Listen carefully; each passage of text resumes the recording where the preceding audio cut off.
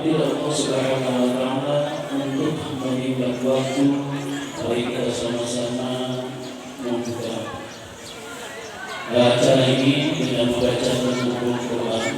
Lahirati Nabi Mustafa Rasulullah Sallallahu Alaihi Wasallam wa alihi wasallam wa alihi wa alihi Al-Fatihah.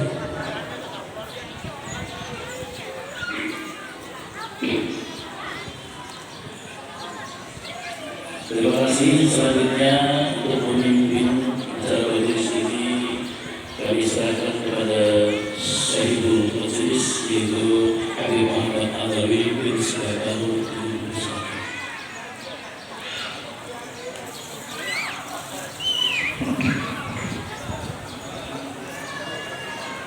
Min lisani yafqahu qawli amma ba'd. Segala puji bagi Allah Subhanahu wa Ta'ala yang telah mempertemukan kita kembali dalam majlis kita yang kita cintai, yang dimana alhamdulillah Allah Ta'ala izinkan untuk majlisnya bagi Nabi Muhammad Sallallahu Alaihi Wasallam. Tidak lupa salawat serta salam selalu kita haturkan kepada baginda Maulana Muhammad Sallallahu Alaihi Wasallam. Dan di sini semua kita mengharapkan syafaatnya, mengharapkan cintanya dan mengharapkan ridha baginda Muhammad Sallallahu Alaihi Wasallam. Para hadirin, para hadirat yang saya hormati, yang saya muliakan, wabil khusus para habaib, para cucu baginda Nabi Muhammad Sallallahu Alaihi Wasallam, dan juga para kiai, para guru, dan sahibul majlis, Haji Asmari dan juga Bu Haji. Semoga Allah Ta'ala panjangkan umurnya, sehatkan badannya dan kabulkan hajatnya. Amin amin ya rabbal alamin. Alhamdulillah, bulan Ramadan secara sempurna, yang dimana Rasulullah berkata, kalau misalkan umat saya ini tahu bagaimana keutamaan yang dimana Allah Ta'ala janjikan daripada pengampunan, pemberian, kenikmatan dunia dan juga akhirat, alhamdulillah sudah kita lewati. Semoga Allah Ta'ala menerima apa yang kita kerjakan pada bulan Ramadan. Tapi Bishrul Hafi, seorang alim, seorang arif billah yang sangat luar biasa, beliau yang artinya apa yang kita amalkan daripada kebaikan pasti akan berbuah kebaikan juga. Kebaikan yang kita lakukan di Ramadan pasti daripada diterimanya akan kita diberikan dan ditinggal. Paling tidak sholat witirnya jangan kendor, walaupun sholat witirnya itu tak sampai 11, cukup 3 saja. Jangan sampai sholat witir itu sholat 1 rakaat, karena Nabi itu sholatul waqra, sholat yang kurang menyenangkan, sholat yang kurang memuaskan. Paling sedikit sholat witir itu 3 rakaat. Jangan sampai diri kita ini menghamba kepada Allah Ta'ala karena adanya iman, karena adanya waktu. Tapi jadikanlah diri kita ini hamba Allah Ta'ala yang tak kenal waktu, tak kenal lapar. Dan bagaimana Datuk Ulama Rakyat Syekh Muhammad Hasan Al-Basri, beliau ini adalah orang yang sangat getol dalam mencari ilmu bagi kami. Beliau dari kecil sudah harus akan ilmu bagi kami. Beliau menghabiskan waktunya mulai dari siang sampai malam belajar ilmu bagi kami. Diriwayatkan bahwasanya beliau ini setelah berumur 30 tahun, ya artinya beliau sudah memiliki anak dan istri, beliau ini masih harus akan ilmu bagi Nabi. Beliau berangkat ke Makkah. Setelah beliau melaksanakan ibadah haji, beliau berdiam bertahun-tahun di sana untuk mengambil ilmu dari orang-orang yang Islam. Ya artinya beliau, inilah yang membuat nama seorang Syekh Arsyad Al-Banjari ini menjadi abadi di telinga, wabil khusus orang-orang Kalimantan, yang dimana daripada hasil usaha beliau dikaji mulai di Kalimantan, Sumatera, Malaysia, ilmunya menjadi ilmu yang manfaat. karena beliau melakukan hal itu semua untuk baginda Nabi Muhammad. Beliau berikhlas diri. Padahal Rasulullah mengatakan as-safar bid'atun minal adab, bahwasanya bepergian itu adalah potongan daripada adab.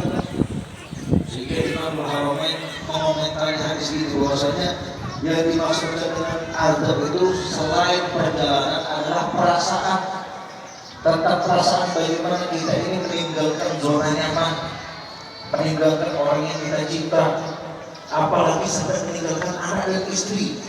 Beliau mudah itu semua untuk baginda Nabi Muhammad.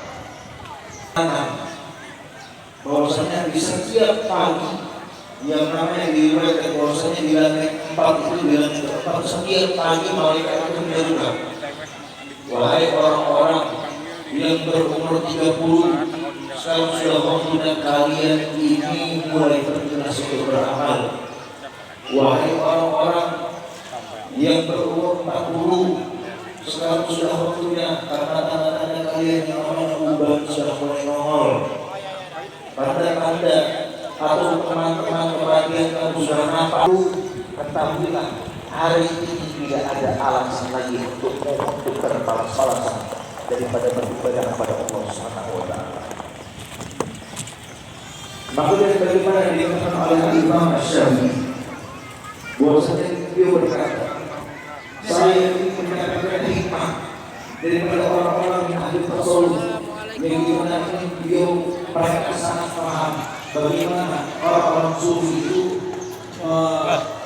mengambil filsuf atau menggunakan kesempatan dalam hidup mereka dengan baik. Apa yang dilakukan? Bahwasanya saya mengenal orang-orang ahli tasawuf mengatakan yang ada waktu susah benar. Kalau misalkan kamu tidak menggunakan pedang itu, maka pedang itu sendiri akan merokoknya.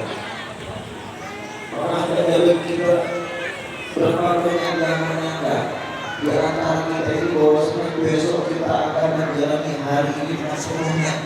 Beberapa banyak mereka yang mendapati harinya nggak sampai sini atau nggak sampai sorenya, bahkan nggak sampai malamnya, mereka sudah kembali kepada pencipta.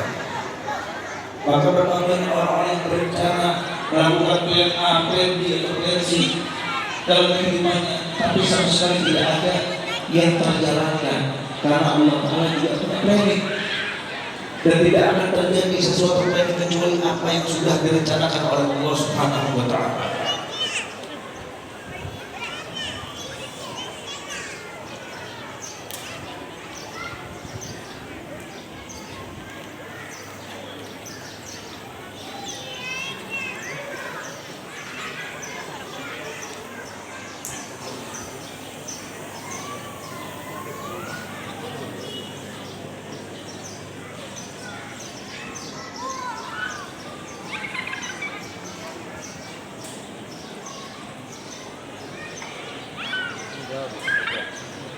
Dạ, betul. Betul ya, Naya. Betul. Ya.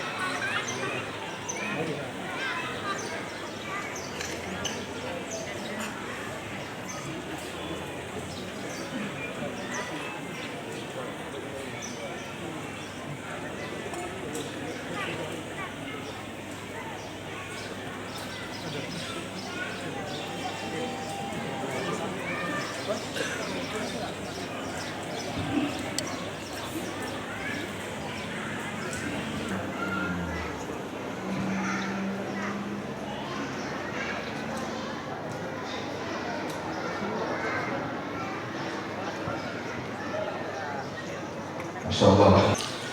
Begitulah lihat bagaimana Syekh Muhammad Arsyad Al-Banjari, yang dimana beliau ini sangat mencintai ilmu baginda Nabi Muhammad. Karena cintanya beliau terhadap ilmunya baginda Nabi, maka Allah Ta'ala cintai beliau dan menyerukan kepada makhluk untuk cinta kepada Datuk Kelembayan.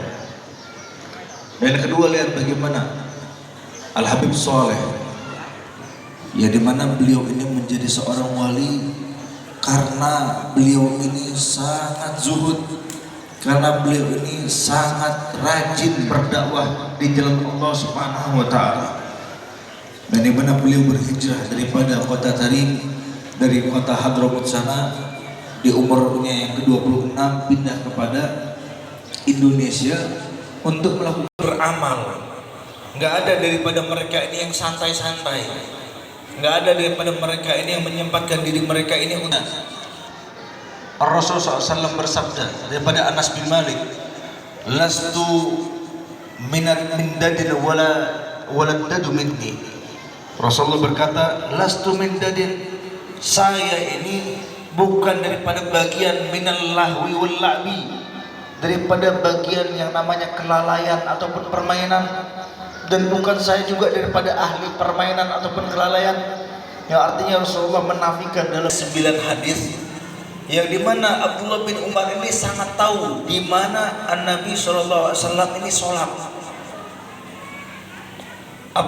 Al-Imam Bukhari mengatakan, kalau misalkan Abdullah bin Umar ini sangat tahu, bahkan saya meriwayatkan daripada beliau sebanyak 9 hadis tentang di mana Nabi SAW sholat, di tempat apa Nabi SAW sholat, bagaimana dengan hal sholatnya, bagaimana dengan hayat sholatnya, bagaimana dengan bacaannya, bagaimana Nabi Muhammad SAW, bagaimana mereka ini sangat terbangun dan sangat berjaga-jaga akan sunnahnya baginda Nabi Muhammad. Dan lihat bagaimana sahabat-sahabat yang lainnya yang mereka ini selalu berusaha untuk mengikuti baginda Nabi Muhammad, walaupun mereka ini nggak mampu yang dilakukan oleh baginda Nabi Muhammad. Luar biasa, mereka sangat haris, sangat menjaga diri mereka untuk selalu. Kira-kira apa respon Nabi Muhammad? Apa beliau senang atau beliau sedih dikatakan ini cuma sunnah aja? Seakan-akan kita mengatakan, ya Rasulullah, ini kan cuma sunnahmu, nggak wajib daripada Allah Ta'ala. Lihat bagaimana perasaan baginda Nabi Muhammad. Tapi mereka dipilih oleh Allah Ta'ala karena mereka selalu menghidupkan sunnahnya Nabi. Apa katanya Rasulullah? Man ahya sunnati faka'annama ahyani. Barang siapa yang menghidupkan sunnahku, seakan-akan yang menghidupkan sunnah saya. Ketika umat saya ini jauh daripada sunnah saya, seakan-akan dia ini mendapatkan pahala 100 orang yang mati syahid. Jadi jangan pernah kita mengentengkan sunnah-sunnah baginda Nabi Muhammad, karena Allah Ta'ala tidak pernah mengangkat wali kecuali dia ini sudah melakukan sunnah-sunnahnya baginda Nabi Muhammad SAW. Lihat yang dilakukan oleh yang diimpikan oleh Bishr al-Hafi. Ada seseorang yang bermimpi Bishrul Hafi, yang dimana Bishrul Hafi ini menjadi walinya Allah Ta'ala karena dirinya ini selalu mengagungkan sesuatu yang bersangkutan dengan Allah Subhanahu Wa Ta'ala. Bahkan beliau pernah diceritakan ada lafzul jalalah, lafaz Allah yang jatuh di tanah, kemudian beliau angkat dan beliau kasih misik dan ditaruh di atas. Itu menjadi sebab beliau diangkat menjadi wali, karena beliau tidak pernah mau mengentengkan sesuatu yang berkaitan dengan Allah Ta'ala. Maka Allah Ta'ala berjanji, yang dimana ada suara hatib daripada langit yang berbunyi, ketika kamu sudah menyucikan nama saya, mengharumkan nama saya sejak ini dan sampai kamu mati, saya akan harumkan nama kamu. Ketika dia diimpikan, maka yang bermimpi ini bertanya, ma fa'allahu bik, apa yang Allah Ta'ala lakukan kepada kamu? Maka beliau menjawab, Allah sudah merahmati saya, Allah sudah mengampuni saya, dan bahkan Allah Subhanahu Wa Ta'ala mengatakan kepada saya, makanlah semua apa yang di surga, nikmatilah apa yang semua di surga, karena kamu dulu mengharamkan diri kamu atas dunia yang dunia itu masih syubhat, apalagi yang haram. Bahkan Allah Ta'ala menghalalkan Bishr al-Hafi ini untuk melihat langsung kepada zatnya Allah Subhanahu Wa Ta'ala. Dan kemudian yang bermimpi ini menanyakan tentang Ma'ruf al-Qurhi. Ma'ruf itu dia ada duanya, yang menciptakan langit dan bumi, bahkan yang menciptakan kalian berdua. Maka semenjak karena perkataan anaknya, maka orang tuanya masuk kepada Islam. Dan subhanallah, Ma'ruf al-Qurhi ini menjadi seseorang yang sangat luar biasa, yang menjadi simbol di tanah Baghdad sana, yang menjadi seseorang yang wali dengan penuh karomat, karena beliau diceritakan oleh Bishrul Hafi dalam mimpi tadi apa yang dilakukan oleh Ma'ruf al-Qurhi. Maka beliau berkata, kita ini sudah ditutup, kita sudah tidak bisa lagi melihat Ma'ruf Al-Qurhi. Maka yang bermimpi bertanya, kenapa kok ditutup? Karena yang namanya dulu Ma'ruf Al-Qurhi, beliau beribadah kepada Allah Ta'ala, melakukan sholat, puasa, baca Quran, itu bukan karena mau surga dan bukan takut daripada neraka, tapi beliau melakukan hal itu karena beliau rindu kepada Allah Subhanahu